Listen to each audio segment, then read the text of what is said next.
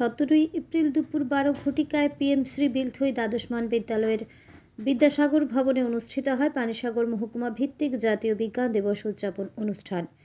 প্রদীপ প্রজ্বলনের মাধ্যমে অনুষ্ঠানের শুভ সূচনা করেন উত্তর জেলার সহকারী সভাধিপতি ভবতোষ দাস। সভাপতিত্ব করেন পিএম শ্রী বিলথই দ্বাদশমান বিদ্যালয়ের প্রধান শিক্ষক জীবন দেবনাথ। এছাড়া উপস্থিত ছিলেন পানিসাগর পঞ্চায়েত সমিতির ভাইস চেয়ারম্যান কল্পনা নাথ, এগ্রি স্ট্যান্ডিং কমিটির সভাপতি লক্ষ্মীকান্ত দাস, এডুকেশন স্ট্যান্ডিং কমিটির সভাপতি পারমিতা সরকার, বিলথই স্কুল পরিচালন কমিটির চেয়ারম্যান বিদ্যুৎ গোস্বামী, বিলথই দ্বাদশমান বিদ্যালয়ের সহকারী প্রধান শিক্ষক অনুপম দিহিদার, বিশিষ্ট সমাজসেবী বাসনা দাস পুরকায়স্থ সহ অন্যান্য বিশিষ্টজনেরা।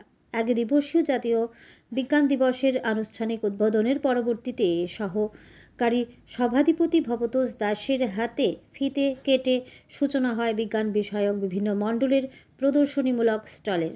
পাশাপাশি বিশিষ্ট বিজ্ঞানী স্যার সিভি রামন এর প্রতিকৃতিতে মাল্যদানের মাধ্যমে শ্রদ্ধার্ঘ্য নিবেদন করেন সহকারী সভাধিপতি সহ উপস্থিত বিশিষ্টজনেরা। উক্ত বিজ্ঞান প্রদর্শনীতে অংশগ্রহণ করেন পানিসাগর মহকুমার মোট 9টি স্কুল থেকে আগত 18টি মডেল।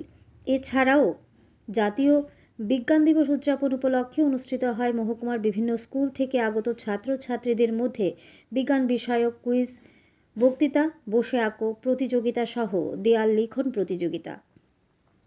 উদ্বোধনী সঙ্গীত পরিবেশন করেন বিদ্যালয়ের ছাত্রীরা। স্বাগত আলোচনা রাখেন স্কুলের প্রধান শিক্ষক জীবন দেবনাথ। পরিশেষে উদ্বোধক সহ উপস্থিত সম্মানিত অতিথিরা একে একে সকলেই বিজ্ঞান বিষয়ক বিভিন্ন মডেলের প্রদর্শনীমূলক স্টল পরিদর্শন করেন। পিএম শ্রী বিলথই দ্বাদশমান বিদ্যালয়ে অনুষ্ঠিত পানিসাগর মহকুমা ভিত্তিক জাতীয় বিজ্ঞান দিবস উদযাপনকে ঘিরে গোটা পানিসাগর স্কুল পড়ুয়া ছাত্রছাত্রীদের মধ্যে উৎসাহ উদ্দীপনা পরিলক্ষিত হয়। ধর্মনগর থেকে নিজস্ব প্রতিনিধির রিপোর্ট। আরই ধর্মনগর। প্রধানমন্ত্রী প্রচন্ড গুরুত্ব দিয়েছে। কেন গুরুত্ব দিয়েছেন? যে বিগত দিনে আমাদের দেশ অনেক পেছনে আমরা ছিলাম, বিদেশ থেকে বিভিন্ন কিছু আমাদেরকে আমদানি করতে হয়। এই জায়গায় কিন্তু বর্তমানে আর ভারতবর্ষ নেই। চাঁদের দক্ষিণ প্রান্তে আমরা পৌঁছে গেছি। সামরিক ক্ষেত্রে আমরা বিশ্বের ৪র্থতম স্থানে আমরা এসে গেছি। স্বভাবত এই সায়েন্স টেকনোলজিতে আমরা অনেকটা এগিয়ে গেছি। আমাদের যে চিন্তা, আমাদের যে সরকার চলছে, আমাদের দেশের যশস্বী প্রধানমন্ত্রী যে চিন্তাধারা, যে আমাদের দেশকে আমরা বিশ্বগুরুর আসনে আমাদেরকে প্রতিষ্ঠিত করতে, এটা আমাদের অজানা নয়। আমরা সবাই জানি যে একটা সময় ছিল, যে সময়ে এই ভারতবর্ষে সারা পৃথিবী থেকে এসে যুব সমাজ, ছাত্রছাত্রীরা এখানে পড়াশোনা করতেন। আমাদের দেশের ইউনিভার্সিটি, প্রথম ইউনিভার্সিটি ভারতবর্ষে হয়েছে পৃথিবীর, তক্ষশিলা ইউনিভার্সিটি, যেটা বর্তমানে ভারতবর্ষে নয়, যেটা বর্তমানে পাকিস্তানে। আমাদের দেশের নালন্দা ইউনিভার্সিটি, আমাদের দেশের গুরুগৃহ, এখানে এসে সারা বিশ্ব থেকে শিক্ষা গ্রহণ করেছেন। সারা বিশ্ববাসী ভারতবর্ষকে, ভারতবর্ষের যে সংস্কৃতি, ভারতবর্ষের যে চিন্তাধারা, সেটাকে সম্মান করেছেন।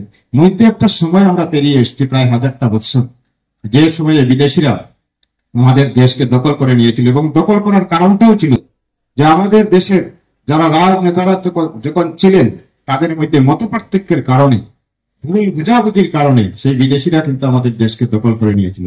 আবার আমরা এমন একটা সময়ে এসে উপস্থিত হয়েছি, এই যুগের সন্ধিক্ষণে আমাদের দেশের যে মহাপুরুষগণের আবির্ভাব হয়েছিল, পৃথিবীর কোন দেশে এত মহাপুরুষের, এত একসাথে এত মহাপুরুষের আবির্ভাব হয় নাই। আমাদের দেশে স্বামী বিবেকানন্দ থেকে শুরু করে, রবীন্দ্রনাথ ঠাকুর থেকে শুরু করে, যারা স্বাধীনতা সংগ্রামে প্রাণ দিয়েছেন, এবং নেতাজি সুভাষচন্দ্র বসু থেকে শুরু করে এত কবিগণ, এত জ্ঞানী গুণীজন, এত আধ্যাত্মিক চেতনা সম্পন্ন মহাপুরুষগণ আমাদের দেশে একসাথে আবির্ভাব হওয়ার কারণে উনাদের যে পরামর্শ, উনাদের লেখনী, তা নিয়ে ভারতবর্ষ 1947 সালে স্বাধীনতা লাভ করার পর থেকে আমরা আবার ঝাঁপিয়ে পড়েছি কিভাবে আমাদের দেশকে আমরা আবার বিশ্বগুরুর আসনে আমরা প্রতিষ্ঠিত করবো। তার অনেক ধাপ আমরা এগিয়ে গেছি, অনেকটা ধাপ আমরা এগিয়ে গেছি। এটা তো আমার বক্তব্য না, সেটা আপনারা দেখছেন, ইন্টারনেটে দেখছেন। আজকালকে সবার কাছে ইন্টারনেট এসে আছে, ছোট ছোট ছেলেমেয়েরা তা দেখতে পাচ্ছে যে আজকে ভারতবর্ষের অবস্থানটা কোন জায়গায়। তা আমরা চেষ্টা করছি, আমরা যারা জনপ্রতিনিধি আছি, আমাদের দেশের প্রধানমন্ত্রীর নেতৃত্বে, আমাদের রাজ্যের মাননীয় মুখ্যমন্ত্রীর নেতৃত্বে আমরা চেষ্টা করছি যে প্রতিটি ক্ষেত্রে আমাদের দেশকে 1 নম্বরে আবার উঠে আসবে। সেটা শিক্ষার ক্ষেত্র হোক, সেটা সায়েন্স টেকনোলজি হোক, সেটা কৃষির ক্ষেত্র হোক, সেটা অর্থনৈতিক ক্ষেত্র হোক, সেটা চিকিৎসার ক্ষেত্র হোক, প্রত্যেকটি ক্ষেত্রে আমাদেরকে আবার প্রথম স্থান আমাদেরকে অধিকার করতে হবে।